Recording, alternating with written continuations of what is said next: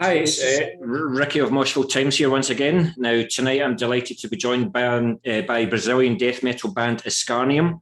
We've got guitarist vocalist Victor, so it's an absolute pleasure meeting you, Victor. It's been a long time in the making, this. But this interview is a bit personal for me. I've wanted to interview these guys ever since I first heard Interitus. So it's only taken me 6 years, but hey-ho, here we are. So how are you doing, Victor? How are things with you? And how's things with Escarnium? First of all, thank you very much for inviting me. It's really a pleasure to be here. I'm good, man. I'm good. Happy to be here. Yeah, that's all, I think. Yeah, no, that's cool. That's cool. I've got a number of questions for you, so I hope you don't have anything for the rest of the day. But already this year, you've released a single, namely Through the Depths of the 12th Gate. Now, can I just say, I've got a radio show, as you can see behind me, every Thursday. Hand on heart, Through the Depths of the 12th Gate is the song that I've played most this year. I just absolutely love it, particularly the middle section. But how did it feel at that time to get the song out there for the masses to hear? Because I imagine you've been holding on to it for some time. Yeah, I mean, first we had this 2 years of COVID that our lives just stopped, right? Yeah. And I don't know, some people are not aware, but the band is from Brazil, but I'm living in Germany. So one part of the band is in Brazil, another part is here. So after Interitus, we explored this album a lot. Yeah. So we did a couple of tours like in Europe, Mexico, Brazil. And then we said, okay, let's record some new stuff. That was around 2018 or something. Yeah. And I was already with plans to go to Brazil. We had a Brazilian tour to do it. But then came COVID and everything was stopped. Yeah. And after that, on this period, was fucked up for everybody, I think, in the world. And for me personally, I also had some problems with, I got in a really bad depression and was really a chaotic moment. And then I was able to get out of that. Yeah. And then I had the chance to put the song out. And the instrumental, the guitars, drums, and all the stuff was already done on my head. Yeah. But I didn't have the lyrics. The lyrics was not done. And after a big hiatus of not even feeling will to play, to sing, to write anything, one day just came in my mind, and then the lyrics came out. And when I saw the music taking form, that was like wow, I'm alive again, you know? Yeah. So see this first. I remember me and Nestor, the drummer. I talked to him like, hey, I know there is a long time that Interitus was released, and we need to release something. But let's just do something to say that we are alive, that we are here, to show people that we are here. Yeah. And then comes the song, and I think it's a good song. In my opinion, I think it's a really good song. And yeah, I think that was the feeling. It was just to bring something alive again, you know? Yeah. Well, can I just say, like, Interitus, see, I do have it.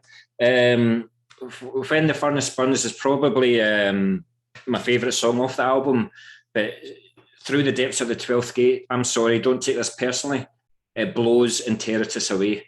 That is by far your best song. Absolutely love it. And you know what I especially like is the sound. I love the sound of Interitus. I love the guitar sound. I love the drums. I love your fucking vocals. But Through the Depths of the 12th Gate, I was worried about how it was going to sound. But again, it was just absolute perfection. Was there something that you'd done differently from Interitus with Through the Depths, like production-wise, who mixed and mastered it for you? Or well, Interitus at that time, in 2016, we wanted to do try to get in a really good quality of production, like sounds, musically speaking. Yeah. And we had the chance to work with JB. He was, I think, he's ex-bassist from Aborted. Now he plays in that band, I think, Doel, I don't know how to say it, from Netherlands. And this guy is a good sound engineer. Yeah. And at the time, I'm not sure, but I think he was starting with that. And I remember to say to him, like, hey, you are free to work in our music, like on the sound, let's say like that. Yeah. And we were open to test some stuff, to make some tests of some stuff. And then Interitus came out, and for us was like, wow, that was the best sound we ever had, especially because the recordings before is way far away from the quality that we have in Interitus. Yeah. Yeah, that for the moment was like, then I was like, we always like was thinking like, oh man, we got a really good sound in Interitus for us, I mean, the good sound for us, that it was possible for us to do it. I think there is a lot of good recordings and masterings out there, but we said, yeah, the next challenge will be to make something at least on the same level or better, no? Yeah. And then we met one friend of us, is Caleb. He plays in a band called Athanasia. He's from USA, from LA. Okay. He also was put in contact with us because Redefining Darkness. We are all like, Yeah. yes, all connection. Redefining Darkness, Caleb, the drummer from Escarnium works for Thomas, and it's kind of a big family, let's say like that. And I remember that Caleb was like, hey, I really like the Interitus sound, and I will take that as a reference, but am I allowed to try to do it by my own? And I say, yeah, of course. I think it would be cool to have your identity. And then I went to Netherlands, stayed there, I think it was 3 days with Caleb, and we recorded the guitars, the vocals, the lyrics. I made the lyrics before, and then Nestor recorded the drums in Brazil. And yeah, I mean, the recordings from Through the Depths of the 12 Gate I think was a really good one. Yeah. Yeah. And, absolutely. I can just say thanks to Caleb. He's a really good sound engineer, really good one, I think. Yeah. I mean, if anybody was to ask me for like death metal bands of today to watch out for, it would be Lick from Sweden, it would be Crypts of Despair from Lithuania, and it would be you guys. And a major point of you guys is because of the sound. It's just absolute perfection. So it's not too clean, it's not raw and dirty, it's just something in between. But absolutely brilliant, mate. But what I just found out last night during my show, like I've got a show every Thursday on the radio. But what I found out last night during my show was that this single is now a prelude to something much bigger that's happening in September.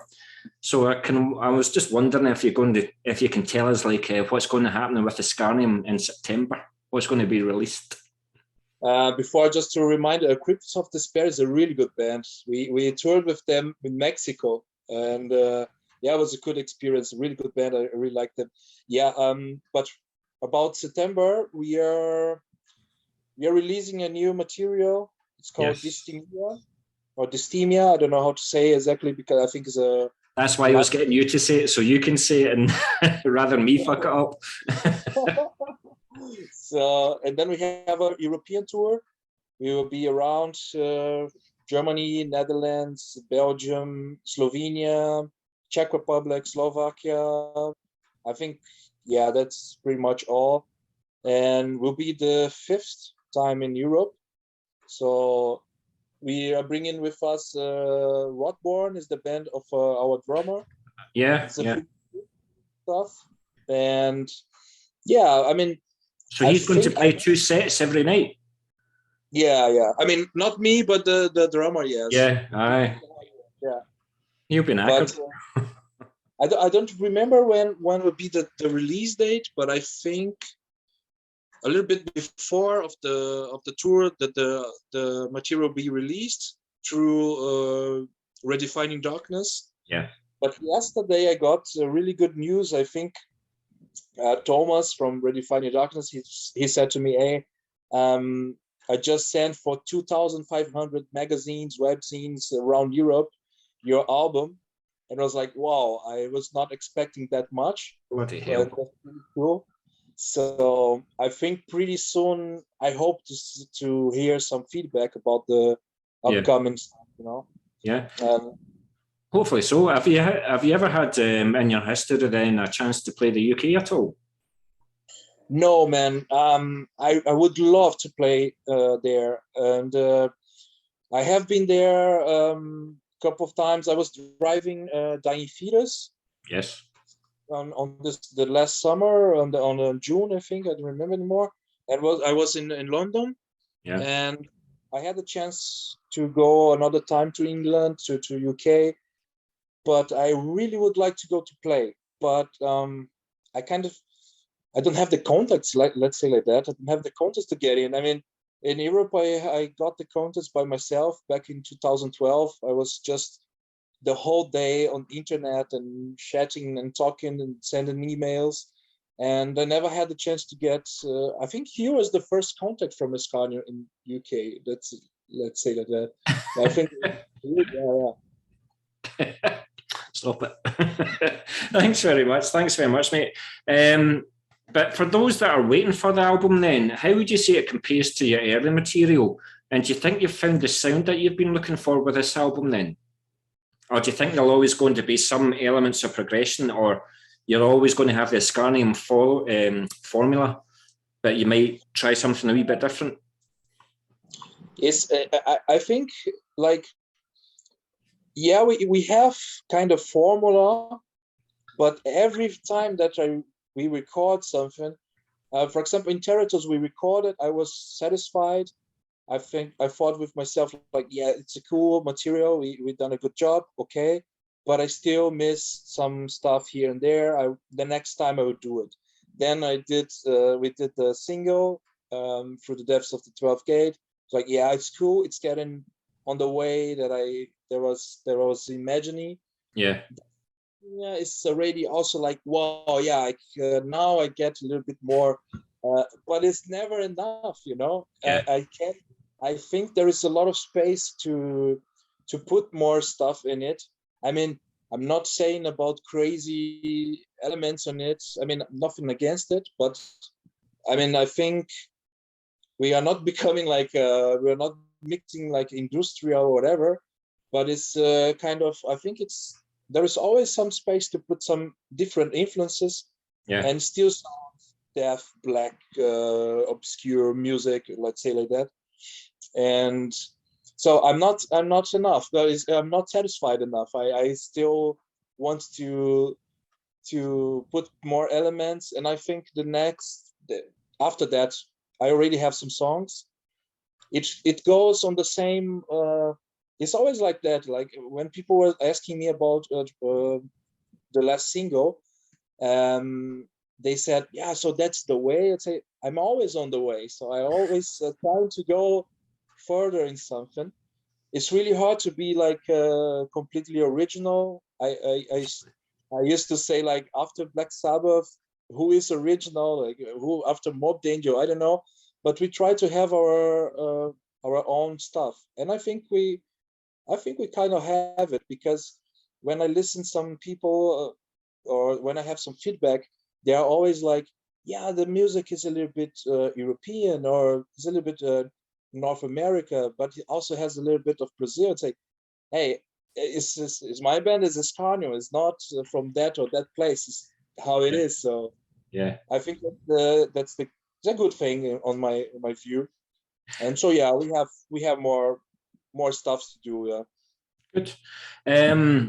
As you know, I'm very happy with everything. As musicians, do not lose your drummer. Outstanding. I just absolutely love these drums. I love the drums and Through the Depths. Just, but with the new album, then,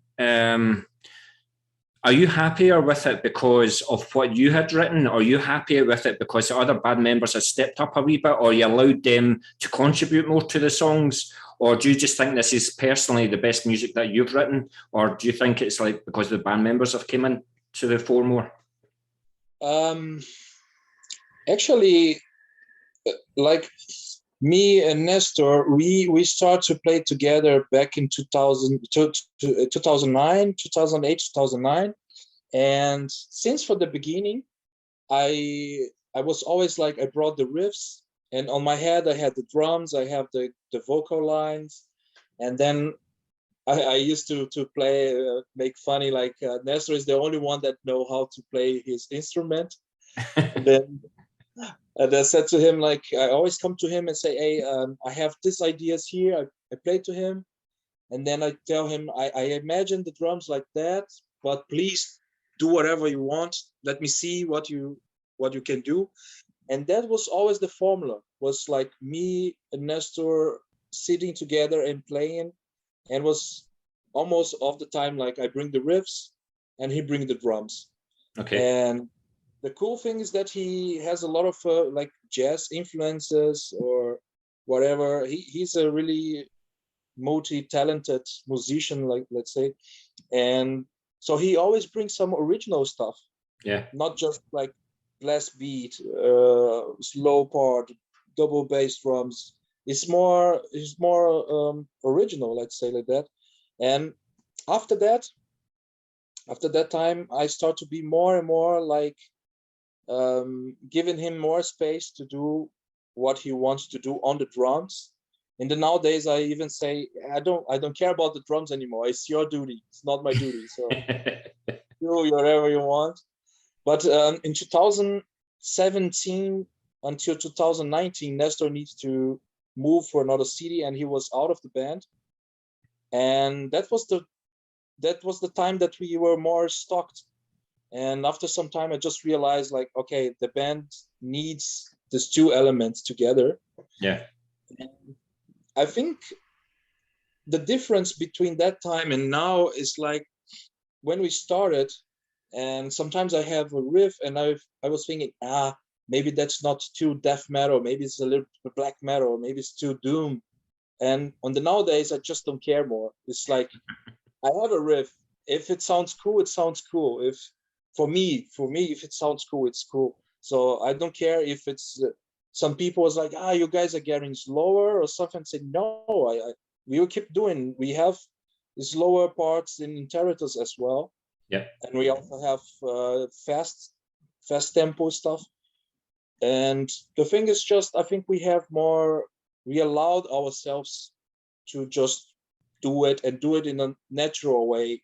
I think nowadays there is a lot of bands just doing, like, for example, there a couple of years ago, I think was 2015 or 2016, came out some videos from Fenris from Darkthrone.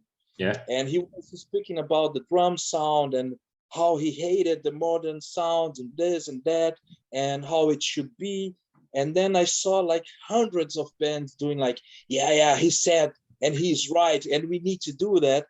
I mean, everybody's free to do what they want, but I mean, like, hey, there's no fucking rules. That's music, that's art. I mean, you can do whatever you want, so just go for that. Yeah. And people sometimes just do like, I want to do this and needs to sound like the 80s and needs to sound like this and that.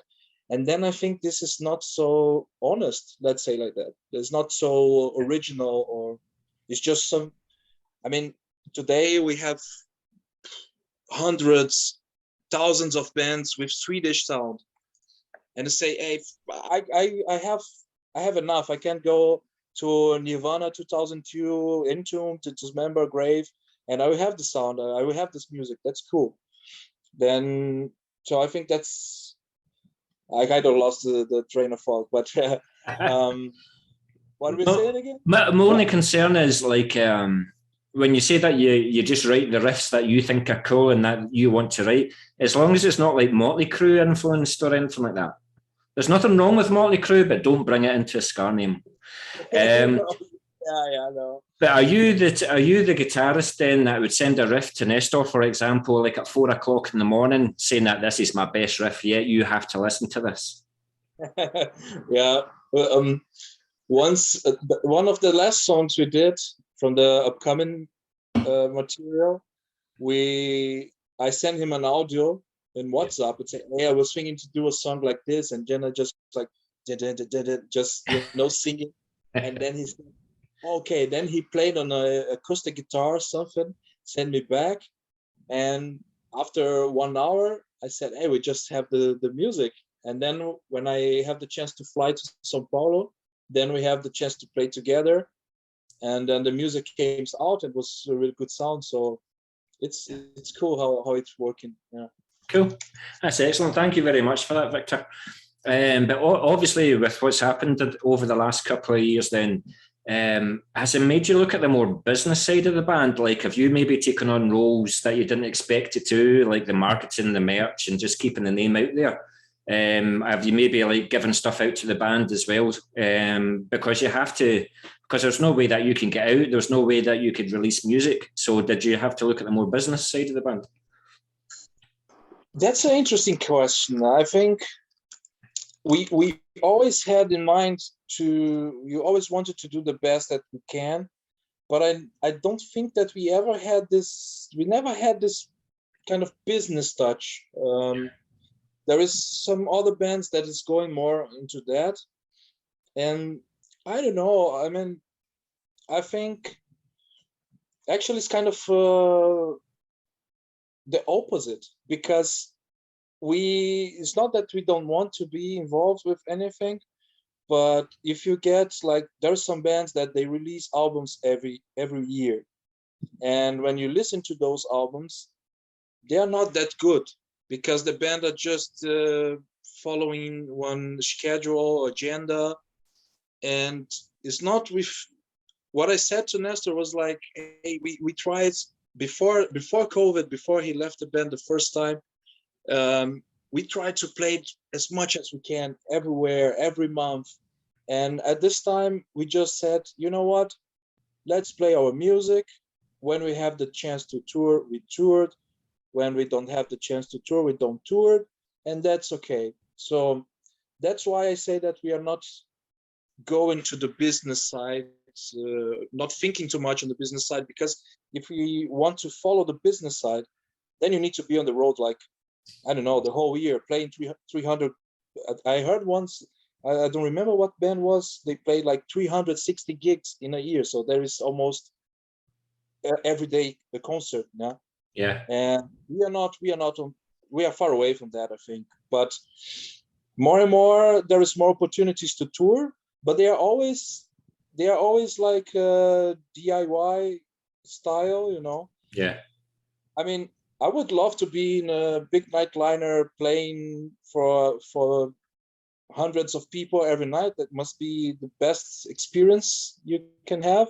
Yeah. But I'm happy to play every day in small clubs with people that likes my music. It's cool, and I'm fine with that. I also, like I said to you before, I work with tours, and I have been involved in any kind of tours. Like, I had been with big bands like Overkill, Vital Remains tours. I was driving from some supporters, and I also went to really underground small clubs, bands playing for 10 persons at night, you know. And there is a huge difference between those worlds.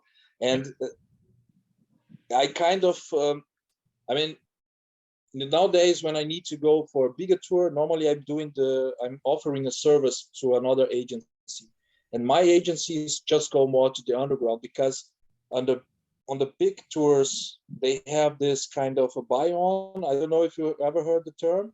No. Buy-on. It's like bands that spend really a lot of money to be playing with big bands. Yeah. So the famous pay to play, you know? Yeah. And I don't know, maybe I saw bands, I drove bands that they paid like 12,000 euros just to be on the tour, beside the van, beside the diesel. And for me, it was like, dude, what you are doing? You know, you are paying to play with a big band, and the people that is there is not for your band. So it's so fake, you know? Yeah. And I don't want to go on this way. I really don't want to go on this way. So, I mean, we care about it. We care about to be good, to respect the people that follow us, to respect what ourselves, and keep a good quality. But it's not with a goal to be the next Mob Danger, you know? Yeah. I mean, I did worry about you because, as you know, it's like 6 years until Interitus came out. But in relation to the live front, no, I think now that the restrictions have eased all over the place, people are realising. But there was no like foreign bands coming over. So, for example, Bloodstock, as you know, is a major festival over here in the UK. There was no foreign bands just last year. It was all UK bands. People were realising that there was actually a good, strong fucking UK scene. So people were coming to the local gigs again. I've certainly noticed that in Glasgow as well. The numbers of people attending shows has gone up. So hopefully that will continue as well, and people will buy the merch and people will buy the CDs and stuff like that, because that's the only way that you guys can make money. Is on the live front or merch, because you don't get money from CDs anymore. So yeah. See what happens. So how are the recording facilities where you are in Brazil? Are you lucky that the band are close together, or was communication a problem as well? Is that what took so long for the album to happen? I know that you lived in Germany for a couple of years, but could this album have been released maybe the tail end of last year, for example? Yeah, to record in Brazil, and nowadays everything is so easier. You know, the last one we just record at home with simple guitar, Jackson guitar. Me and Nestor, we record, and then we send the audios to Netherlands to Caleb, and then he just reamped everything. So it's almost the same process of all bands doing around the world. So everybody has the access to this kind of quality of recordings. Yeah. But yeah, I mean, if you want to get a really good recordings in Brazil, you need to pay really a lot of money. And even though you don't get in the same quality of European standards, that's insane.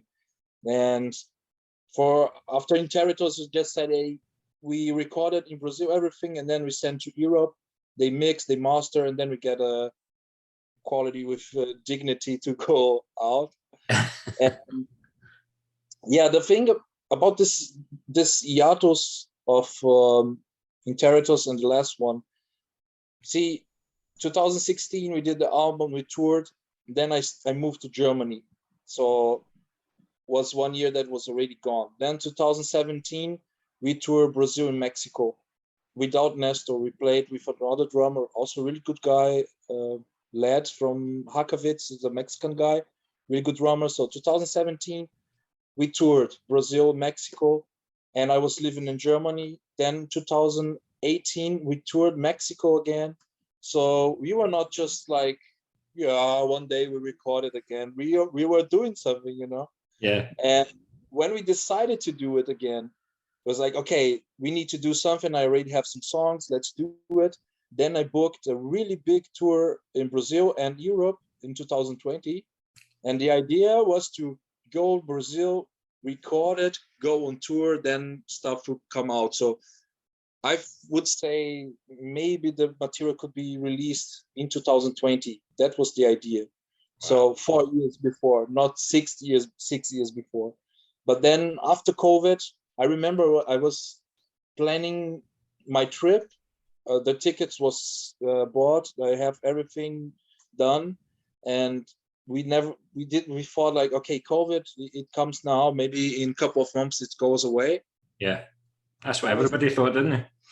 Yeah, and I remember this tour that we had was with Golf from Germany. It's another band that I also play now with them.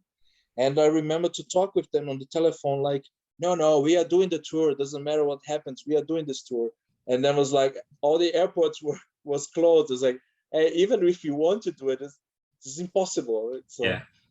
And then came 2 years of that. So that's why you have this hiatus so long. And when I have the first chance to go to Brazil, I did, and we recorded. So that's how it is. So that's why we took so much time. It was not even because of the distance. I think the distance is not that problem anymore.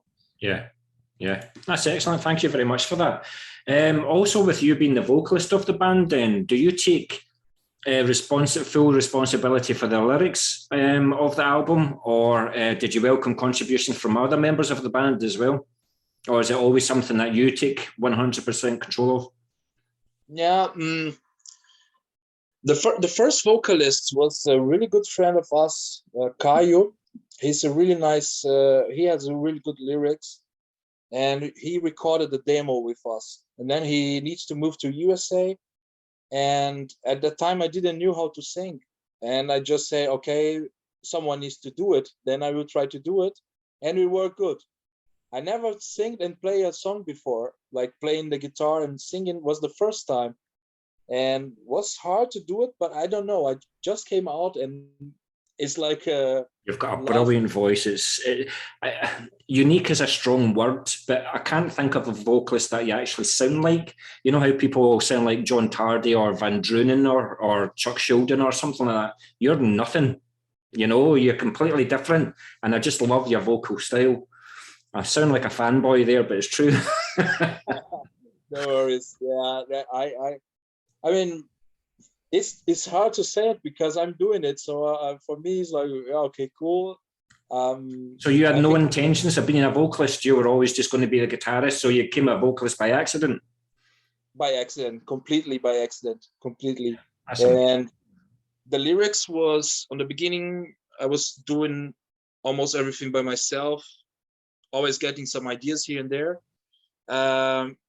The last single, Through the Depths of the 12th Gate, is a really personal lyrics, because was after my was the baddest time, the horrible time that I have with depression, and was the first lyric I wrote after that. So it's a really personal lyrics that actually this song is was something that I really want to do myself and Nestor, because he was the time that we start to do it again.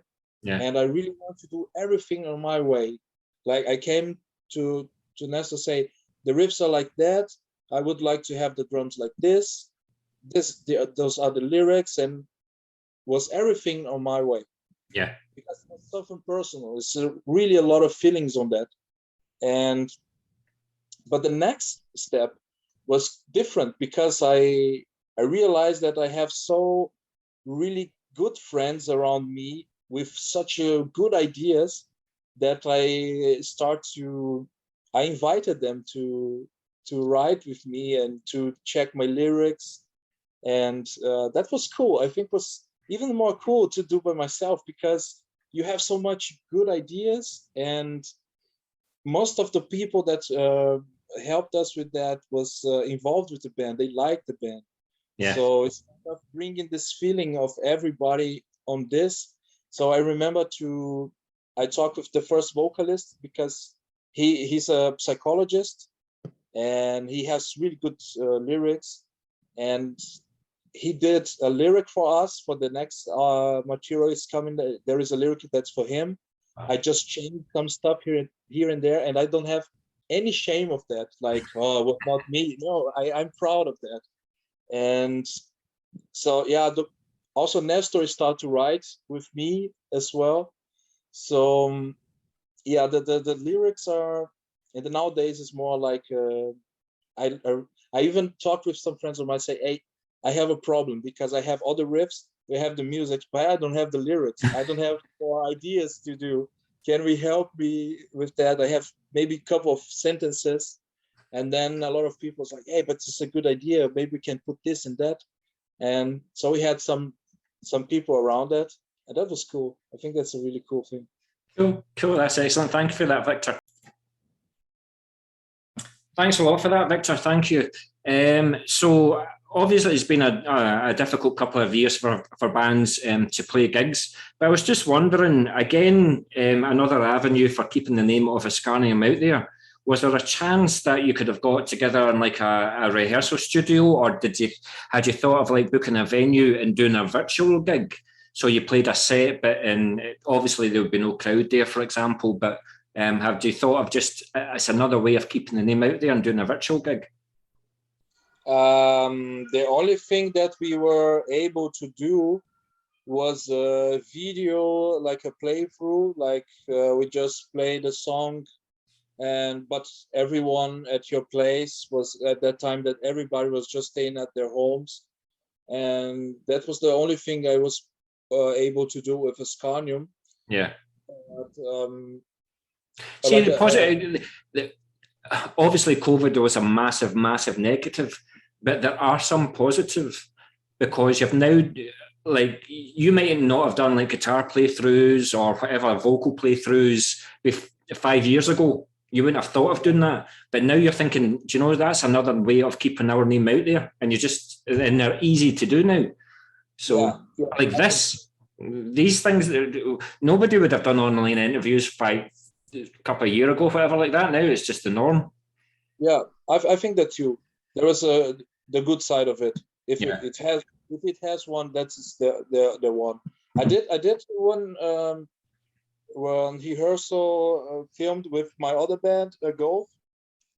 It's a death black metal band from Germany, from Nuremberg, and was cool, but it still is not the same. We also had the chance to play in 2020 in October.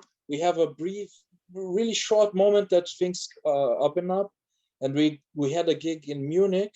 And it was, I can say that was the most strange experience I ever had, because it was a really big venue for maybe 1,500 people, but there were just 200, and they were seated on the tables, separated. And that was really strange. That was really strange. And you were trying to get them to do, right, let's do a wall of death. Let's get a pit going. But no, we had to sit out of chairs, didn't we? No, yeah.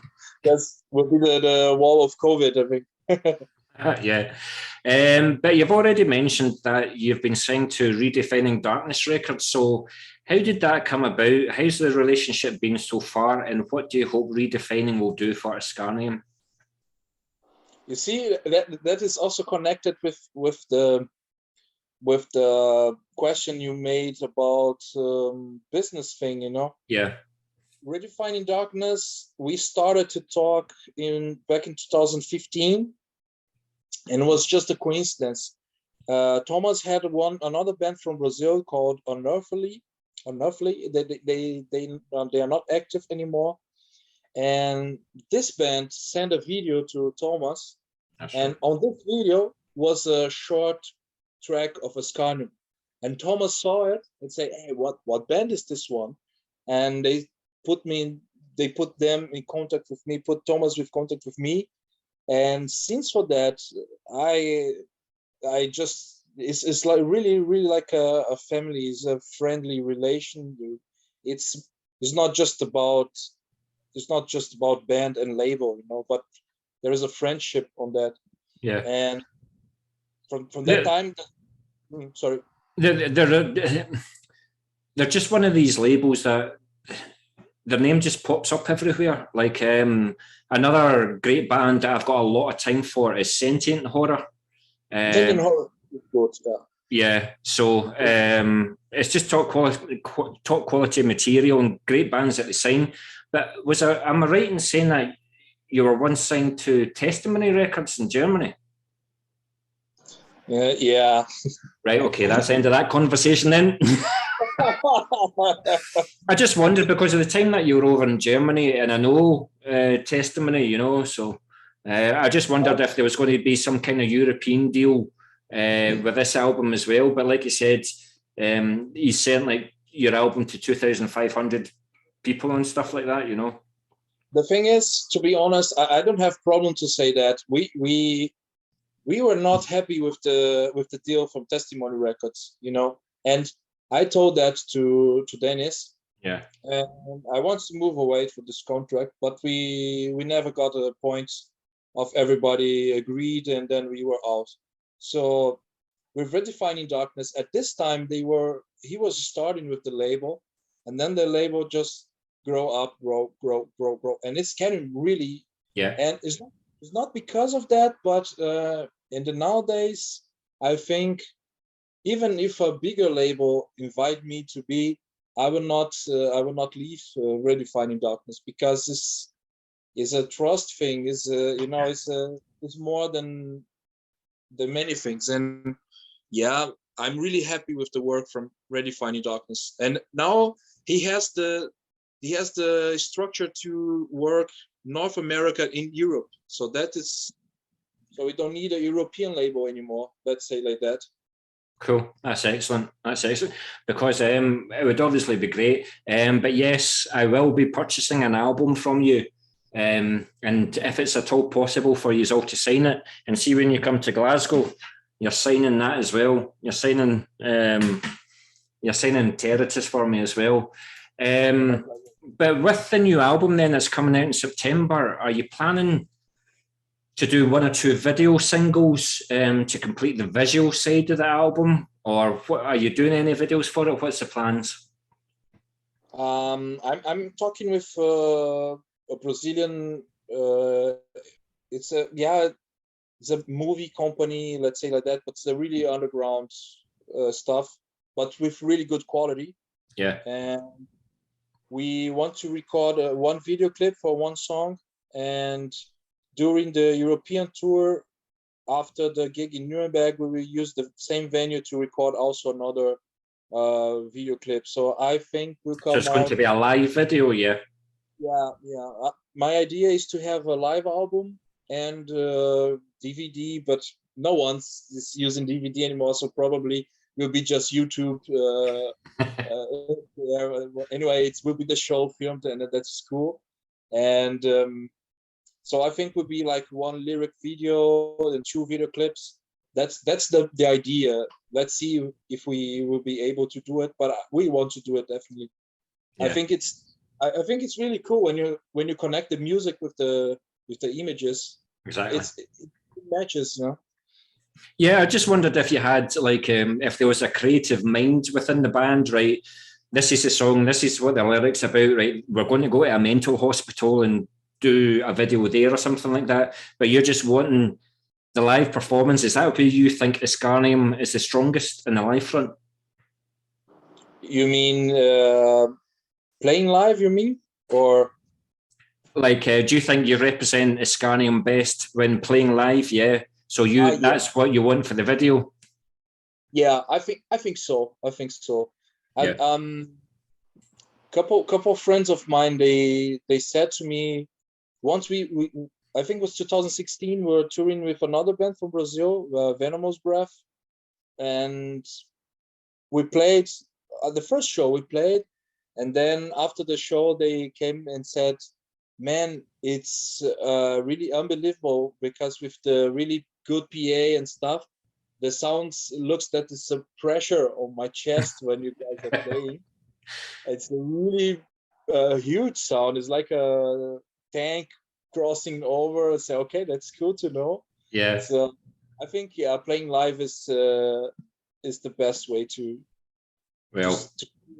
feel the music, I think. I would love to see you fuckers live, especially hearing your vocals live, because when listening to the albums or whatever, you've got a lot of living up to on the live front. So you better live up to it, or you'll be hearing from me. But I've only got two questions left for you, mate. Listen, I totally appreciate the time that you're on with me just now. So I've only got two questions left. We're going to talk a wee bit about the old school way of things. So before the internet, magazines and fanzines were the places to find out about new bands and trends, but now publications are being replaced with thousands of websites catering for all genres. So do you think that some of the passion's been lost, or do you think that the internet has been a good thing for music and a good thing for Escarnium, for example? Yeah, that's the question that always comes up now, because I got kind of the transition between of those era, because I'm 35 years old. So 25. 35. 35. 25. So I got the end of the tape trading and recording, let's say like that, and I got the beginning of the internet era, and I think a lot is always when you get someone talking about the past, they always will say that the past was better and cool. It's always like that. They will say, yeah, on the past we swim, we did that, we play football, and say, yeah, okay. When you think about you're 20, you're 15 years old, everything is cool, everything is awesome, you know. Yeah. So I think it's just a different time. It's different time. We need to adapt. So Exactly. I mean, look what we are doing here. I mean, if this is not a passion about it, I cannot say, you know, we are just here talking and doing that.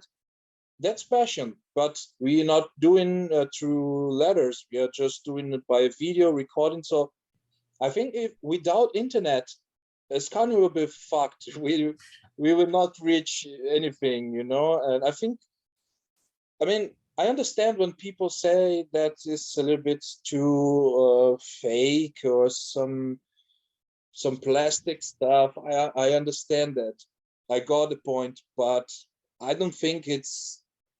I mean, that's not killing. I don't think that's killing music, you know. Yeah. And COVID proved that, because music, feeling the music live, you know, going to shows, and I mean, I know the feeling to have a vinyl and put it to play. It's a different thing to just click in YouTube. I know that, but for example, myself, I had a huge collection of CDs, but then I moved from Brazil, and then I just moved for so many places. And to be honest, completely honest, I don't have space, or if I have a collection of vinyls and CDs, I would be just spending a lot of money just to transport them, you know. Yeah. So I most of the CDs and stuff that I have is because people give it to me, but my collection is stopped, you know. So maybe sad, but it is how it is, you know. Yeah. And things are changing, things are getting faster. So I don't know. Sometimes I think people complain too much about it, and say, "Come on, stop to cry, just do your thing." It's definitely like a double-edged sword, like you said. I mean, I've still got my tapes in there and things like that. You would send like an English £1 note to a band, and then a couple of days later you'll get a demo tape, and you would listen to it, and you're like, "Oh, I don't know if I like it," but because you've invested in it, you would listen to it again and again, and then make up your mind. But now, as you say, you can go into Bandcamp or Spotify, whatever like that, press play, 6 to 10 seconds, and all that shit, and instantly dismiss the band, because you know that there's another 100,000 bands doing the exact same style. So you instantly dismiss the band. But yeah, I mean, I always like my physical product as well. So, but social media is absolutely huge.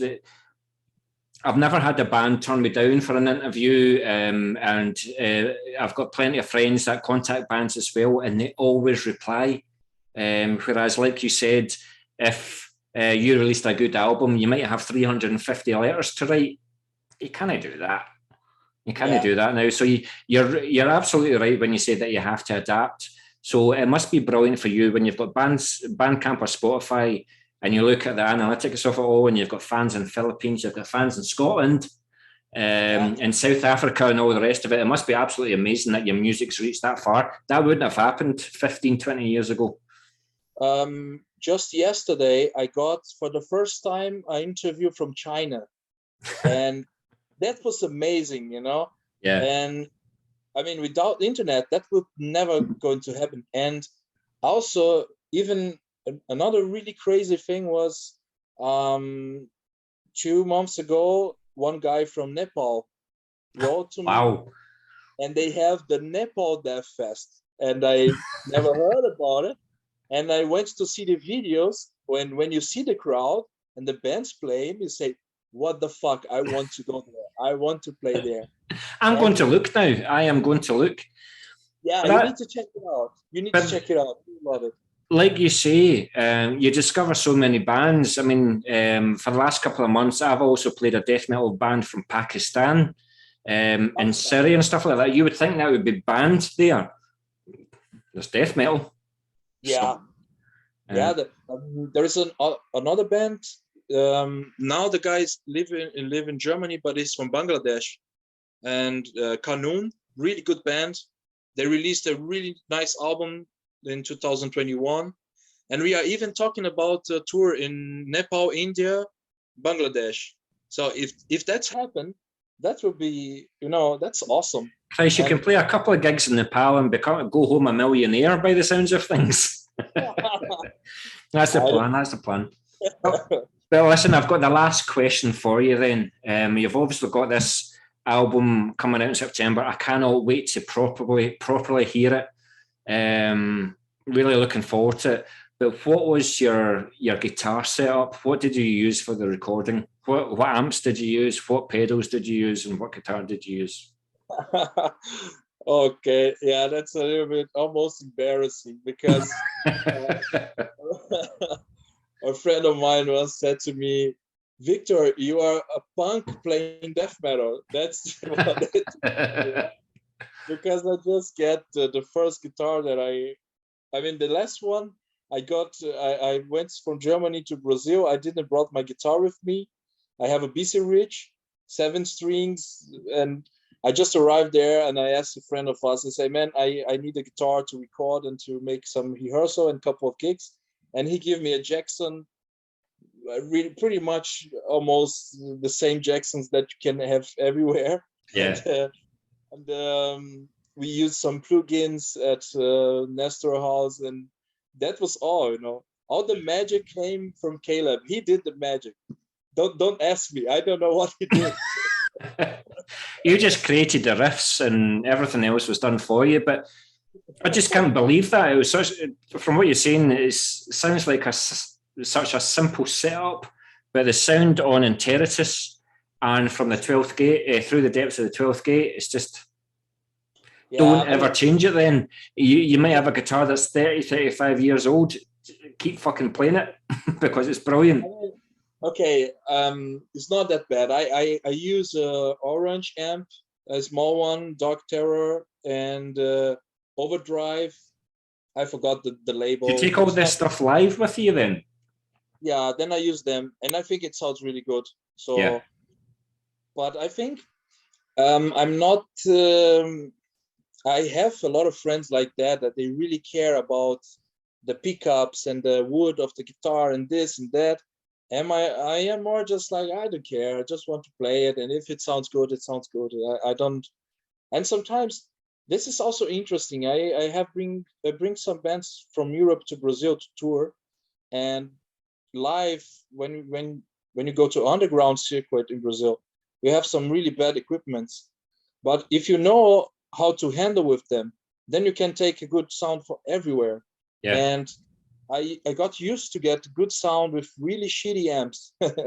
So that's the secret, I think. And I also had a friend, he said to me, they toured in Cuba, and he told me that was the worst equipment that he ever played, was really bad, but was the best sound engineer ever. And say, yeah, I can imagine, like, they really can make something out of it. Yeah, it's like you say, a band has to adapt with the internet, but you also have to adapt when you go to a gig in a venue, because no two things are ever the same. Never the same. Yeah, you need to do it. And that's the thing, I think there's a lot of bands. There is a lot of bands that I even don't like that. I went a couple of months ago. I was playing with Golf, and we went to a venue, and there was the opener band was just doing a sound check, and they were really picky, like, "Hey, please do this and that and that and that," and they start to play, and it sucks. And the guys came out of the stage, and they just complaining like, "The sound is really shitty," and this and that. And then we get in on the stage, plug in, start to play, and it was like, man, the sound is awesome. These guys, they don't know how to do it, So I think it's more about the feeling, It's that's it. You have the feeling, you have the passion, you make it happen, That's it. Well, listen, it's 1:30 here. I don't know what time it is over there. 2:30. Yeah. I really appreciate the time that you've taken out to do this. I'm looking forward to seeing you with Cattle Decapitation. You've got 2 Glasgow bands. You've got Aphotic, who also supported Vulvodynia a couple of weeks ago, and you've got Satirici. So Aphotic are more the brutalish death metal sound, and Satirici are the more progressive. But they're two good Glasgow bands, so I'm looking forward to meeting you there. I apologise if I cry. I'm very, very, very much looking forward to meeting you in the flesh. But it's been an absolute pleasure talking to you. I feel the same. And obviously, when you are releasing a single or anything like that, please send it to me. You know exactly where I'm going to play it. We'll do our bit here in the UK for Moshville Times. We'll spread the word of Escarnium, because you guys certainly deserve bigger and better for what you do. There's not a single thing that you guys do wrong. So just keep on doing what you're doing.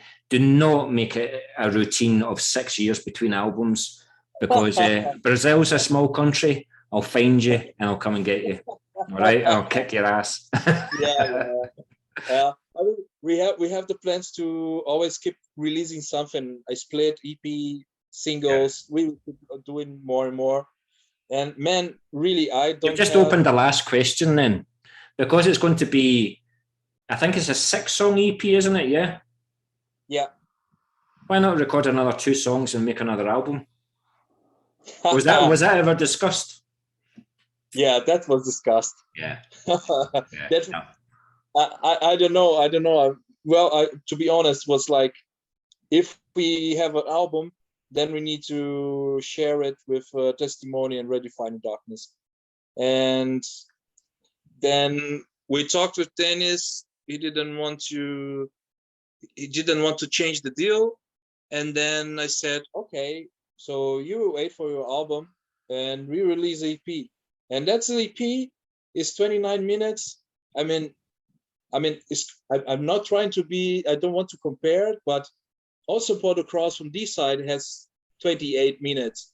Raining Blood from his layer, they had 29 minutes or something, but they have more tracks. So that is the difference between an EP and an album, you know, is the time and a couple of tracks. But if you say, like, it's EP, if you put on the rules, what is EP? We are releasing an EP. But if you put to listen to it, it's like an album, you know? Yeah. So I just don't care anymore. I just want to put my music out there, and I want to people that listen to it, go to the shows, buy the t-shirts, talk with me, drink a beer. And if it's EP or album, I mean, doesn't change that much. It's a couple of minutes more, you know? So why the Amorphous cover on the B-side? Why the Amorphous cover? Yeah, we did the Amorphous cover. I love that Privilege of Evil EP was the huge influence. Yeah? And they're one of those few bands that I could listen to the whole discography from beginning to end. I love their new stuff as much as I love their old stuff. But I just found how can you call an EP 2 songs? But anyway, it's like a side A and a side B. It's a single. But anyway, I just found it interesting that you chose that particular track of Amorphous, you know. Yeah. And the cool thing was when I toured with when I drove albums, I asked Rami. I said, "Do you have contact with those guys?" And he said, "Yes, I have the contact with the vocalist." I said, "Can you please send a track and ask him what he thinks about it?" And he sent to Amorphous guy, and the guy just said, "Wow, that's way better than what we did in the past." I'm not really happy with that. But that's a compliment and a half, by the way. That's a compliment and a half. yeah. So it is how it is. I mean, I have a friend that always said, I'm so sad that it's not an album, it's that EP." I said, "Man, come on. Yeah. You put it on, you put it to listen to it, and then you see it's not that much different." And I think I even would say that there is a lot of bands now, especially with this internet thing in Spotify, Bandcamp. Maybe I'm wrong, but I think in the really near future, bands will keep releasing more EPs than albums. Because to have a full-length album, you need more time, you need more money, you need more anything, you know? And for EP, it's easier to do it. So, you know something, it's a question that I ask a lot of bands in the UK, and what I've noticed is the older generation, let's say, in an album because they want a beginning, a middle, and an end, and it's telling a story. Whereas the younger generation is, no, we need to keep our name out there and release a single every couple of months and do it that way, you know? Yeah. You've just got to do what works for the band. So, I mean, it's a different thing, you know. For example, if you get a big band like Crisium, for example, they are from Century Media and they live for that. So they have did them last night. Yeah. They have the whole day to do it, and they are just focused on that. I mean, Escarnium's an underground band. We need to work. We have our personal lives. I want that to change. Yeah, that's changed a lot. Yeah. Yeah. It's different, you know, and it's I think there is. I forgot the word in English for this kind of thing. You know, when you just think about the golden age of everything. Yeah. And it is, again, like we said before, you need to adapt. And yeah. I even know, I mean, some people that tell me like he goes to Spotify or Bandcamp and then he wants to listen all the bands that he likes. So he listened 2 tracks of each, because there is so much bands around that if he wants to listen all the full lengths of all the bands, you don't have the time to do it. That's the thing. Yeah. Well, listen, like I said, I appreciate the time that you've been on here. I'm very much looking forward to seeing you in a couple of weeks' time. I'm going to ask you for a favour. Could you bring a copy of your debut album with you? Because I'll buy it from you if you've got a copy. From the new one? Your first album, because I don't have that. The only album I've got from you guys is Interitus. So okay. if you bring your first album with you, I'll buy that from you as well. How much are you able to pay? Oh, we go there, are we? While we're on record, yeah. All right, okay. I need to check. I think I have a couple of copies of it, but I check it out for you. No problem. Or maybe, do you have the Godless Shrine of Decay? That is the compilation that we released. No. This one I have it. They have everything before Interitus. Right. In the compilation from ReRedefining Darkness. Yeah. This one I have. Because I know that your first ever demo is held in high regard. So it'll be cool if the compilation's got 1 or 2 tracks from that or something like that. Because I want to know everything about you guys. Unfortunately, the only thing that I've got from you guys is Interitus, but I want to change that. Also, when the Nestor comes to Europe to start a tour, he's bringing some stuff from Brazil, and I can also separate it, send to you. That would be my pleasure. You won't send it to me. I'll buy it from you. So we'll sort something out. But it better not be in a live video, because you'll want like 10,000 euros or something like that. So we'll probably end up fighting. But like I say, Victor, it's been an absolute pleasure talking to you, and I certainly hope it won't be the last time. So like I say, whenever you release a single or anything like that, please let me know, and I'll put it all over Moshville Times, all over Moshville Radio. It'll be spread all over everybody's social media. So we'll certainly do a bit to promote Escarnium, because like I said, you guys are in the 3 bands. If anybody asks me for death metal today, you guys are there. Okay. That's really cool, man. That's really cool to listen. And really, no bullshit. I don't have words to describe how happy I'm here talking with you.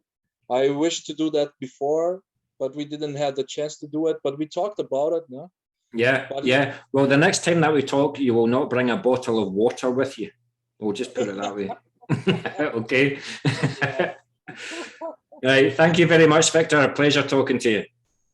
Thank you very much, man. Thank you. I'll see you in Glasgow. You will.